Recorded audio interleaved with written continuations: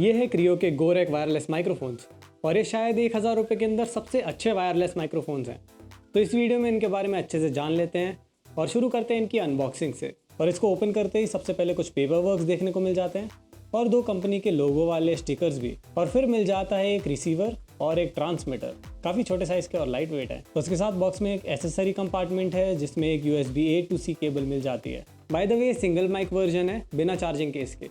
इसके 3 और वेरिएंट्स हैं, उन सब के लिंक्स मैं डिस्क्रिप्शन में डाल दूंगा, आप वहाँ देख सकते हैं। अब इनकी बिल्ड क्वालिटी देखें तो ये डिसेंट है। एकदम प्रीमियम फील नहीं मिलता है, लेकिन ऐसा भी नहीं है कि ये बहुत बुरी है। इनमें कोई वाटर रेजिस्टेंस की रेटिंग नहीं है, बट इनमें 400 दिन की वारंटी मिल जाती है। इस प्राइस के माइक्रोफोन के लिए बहुत अच्छी बात है। ट्रांसमीटर के पीछे एक क्लिप भी है जिससे हम इसे अपनी शर्ट में लगा सकते हैं, और इसके नीचे एक मैग्नेटिक कनेक्शन भी देखने को मिल जाता है जो इसके केस के लिए। इनका एक केस वाला वर्जन भी आता है जो अराउंड 2000 रुपये का है। उसमें एडिशनल बैटरी और प्रोटेक्शन मिल जाती है। फिर इनके कुछ स्पेसिफिकेशंस को देख लेते हैं। इसमें 5 घंटे की बैटरी लाइफ मिल जाती है जिसे हम टेस्ट जरूर करेंगे, और ये 2 घंटे में पूरा चार्ज भी हो जाते हैं। 30 मीटर की रेंज मिल जाती है और 25 मिलीसेकंड का लो लेटेंसी भी मिल जाता है। प्लस इसमें नॉइस कैंसिलेशन भी मिल जाता है।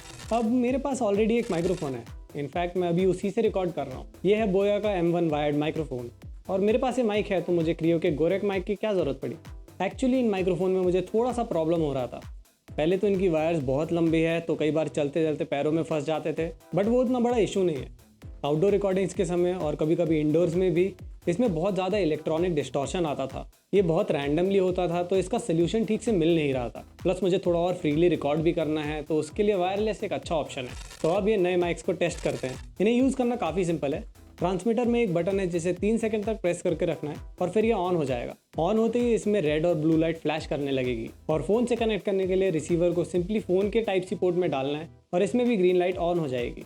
जब ये कनेक्ट नहीं होंगे तो रिसीवर में ग्रीन लाइट फ्लैश होएगी, और जैसे ही दोनों कनेक्ट होते हैं वो ग्रीन लाइट कॉन्स्टेंटली ऑन रहेगी, और ट्रांसमीटर में भी ब्लू लाइट कॉन्स्टेंटली ऑन रहेगी। तो अब लगे हाथ इनकी ऑडियो क्वालिटी भी सुन लेते हैं। वीडियो में से सारा बैकग्राउंड म्यूजिक हटा देता हूँ और जितना ऑडियो करेक्शन किया है वो भी। तो अभी तक बोया के वायर्ड माइक में रिकॉर्ड हो रहा था, अब स्विच करते हैं क्रियो गोरेक में। तो अब इसकी ऑडियो मैंने स्विच कर दिया है क्रियो के गोरेक में, तो आप सुन सकते हैं कि इसकी ऑडियो क्वालिटी कैसी है विथ नॉइस कैंसिलेशन ऑन। और अभी तक ये वीडियो अच्छी लग रही है तो आपका इस चैनल को सब्सक्राइब करना मुझे इनकी ऑडियो क्वालिटी की तरह अच्छा लगेगा। अब इसमें कुछ मोड्स भी हैं। ब्लू लाइट का मतलब है नॉइस कैंसिलेशन ऑन है, तो अभी जितना भी आप सुन रहे हैं इसमें नॉइस कैंसिलेशन इफेक्ट पड़ रहा है। इसको ऑफ करने के लिए साइड में एक बटन है, उसको एक बार प्रेस करना है और ग्रीन लाइट ऑन हो जाएगी, यानी कि नॉइस कैंसिलेशन ऑफ हो चुका है। और अब ऑडियो क्वालिटी में थोड़ा डिफरेंस सुनने को मिल सकता है। उसे वापस ऑन करने के लिए साइड बटन को एक बार दबाना होगा और ब्लू लाइट ऑन हो जाएगी, यानी कि नॉइस कैंसिलेशन ऑन हो जाएगा।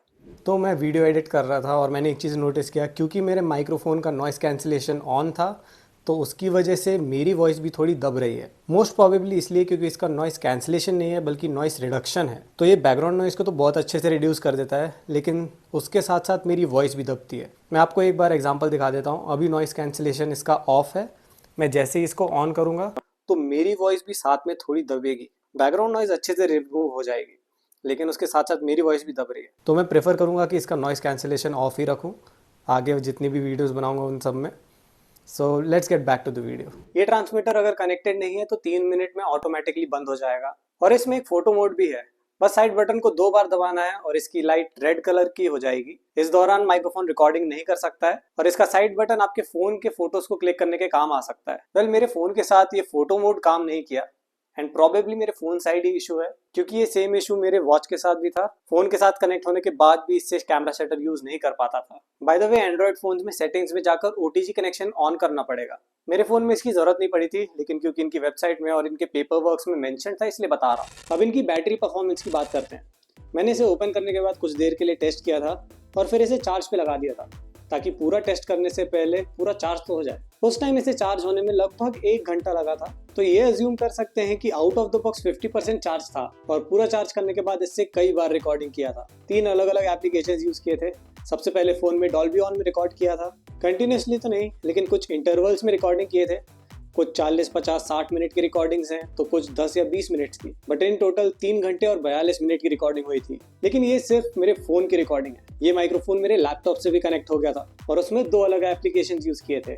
एक है ऑडेसिटी, जिसमें इन टोटल 2 घंटे 5 मिनट के लिए रिकॉर्डिंग किया था, और दूसरा है OBS स्टूडियो, जिसमें 1 घंटे 42 मिनट के लिए रिकॉर्डिंग किया था। और इतना रिकॉर्डिंग करने के बाद लो बैटरी का इंडिकेशन आया था। जब बैटरी लो होती है तब इसमें रेड लाइट ब्लिंक करने लगती है। तो अराउंड 7 घंटे 6 मिनट की रिकॉर्डिंग के बाद भी इसमें थोड़ी बैटरी बची हुई थी। बाय द वे, उस टेस्ट के दौरान इसका नॉइस कैंसिलेशन ऑफ था, तो मे बी वो 5 घंटे वाला क्लेम नॉइस कैंसिलेशन के साथ का है।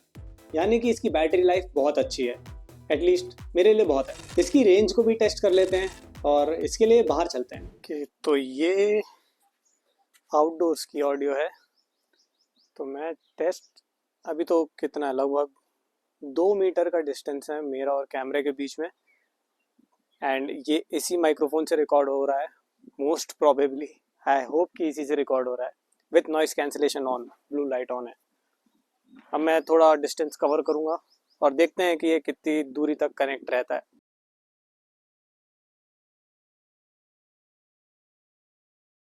ये काफ़ी दूर है एंड थोड़ा और मैं आगे जाऊँगा, बट यहाँ तक तो आई होप कि ऑडियो अच्छी आ रही होगी, मतलब कोई ब्रेक नहीं हो रही होगी। एंड कनेक्शन यहाँ पे तो दिख रहा है कि कनेक्टेड है एंड मोस्ट प्रोबेबली कोई ऑडियो ब्रेक नहीं हो रही होगी। नॉइस कैंसिलेशन भी एक बार बाहर ऑफ करके देख लेते हैं। नॉइस कैंसिलेशन अब ऑफ हो गया है, तो ये नॉर्मल ऑडियो रिकॉर्डिंग इसकी कैसी होती है ये टेस्ट हो रहा है। तो ओवरऑल ये माइक्रोफोन्स बहुत अच्छे हैं। और कुछ डाउन साइड्स की बात करें तो हल्का सा लैग है, वायरलेस माइक है तो लैग तो होगा ही। और ये लैग मैंने वीडियो में उतना नोटिस नहीं किया है, ये सिर्फ मैंने डॉल्बी ऑन के विजुअलाइजर में नोटिस किया था, तो उतना कोई इशू नहीं होना चाहिए। प्लस इसके साथ एक कैरिंग पाउच मिलना चाहिए था, क्योंकि बिना केस के इसको संभालना थोड़ा सा मुश्किल होगा।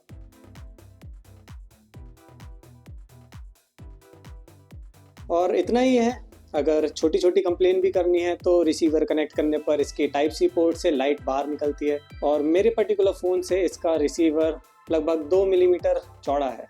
ये माइक्रोफोन स्पेसिफिकली फ़ोन्स के लिए डिज़ाइन है, तो हो सकता है कि बहुत सारे लैपटॉप्स और कंप्यूटर्स के साथ ये ना चले। मेरे लैपटॉप से ये चल गए हैं तो ये अच्छी बात है, बट फिर भी हो सकता है। बाकी I like this mic and अब यही यूज़ भी करने वाला हूँ मैं। आपको ये माइक्रोफोन्स कैसे लग रहे हैं आप कमेंट सेक्शन में बता सकते हैं। वीडियो पसंद आए तो लाइक और शेयर भी कर दीजिए। We'll see you in the next one, till then take care, bye bye.